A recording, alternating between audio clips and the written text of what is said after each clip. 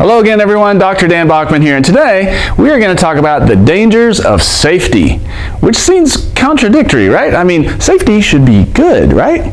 But here's the thing, safety always comes at a price. There's a price to be paid for being safer, and sometimes you can pay too much for it and sacrifice a bunch of other good things. So, I mean, if I didn't want to get robbed at gunpoint, I could always build myself a concrete bunker with steel walls and sealed in there, and I could live in there and never come out. And guess what? I'd never get robbed at gunpoint, but I would sacrifice the rest of my life. So similarly in injury recovery, there's a risk to being too safe and too cautious, such that if you go too easy on the injured part in the recovery process, that part may not improve at all over time, or it may improve very slowly and your recovery becomes a long drawn out thing, and then meanwhile you're missing out on all the wonderful things you could do. So I always tell my patients, do the scary thing.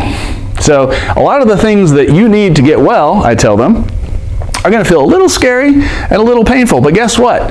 If you do those things that feel a little scary and a little painful and discover that not only do I not hurt a ton worse after doing these things, but I actually start to feel better. My knee's starting to feel a little better. I can walk upstairs now. Well, your confidence is going to rise and you'll be much more likely to do those things in the future. But if you're too afraid to go outside that comfort zone of something that might feel a little scary, a little wrong, or I just don't trust that knee yet, guess what? You won't do those things and you won't get well.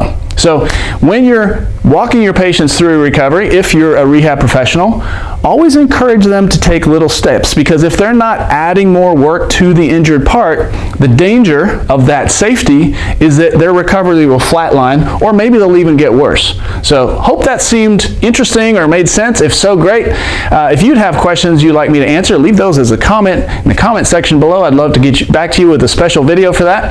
And until next time, I will see y'all.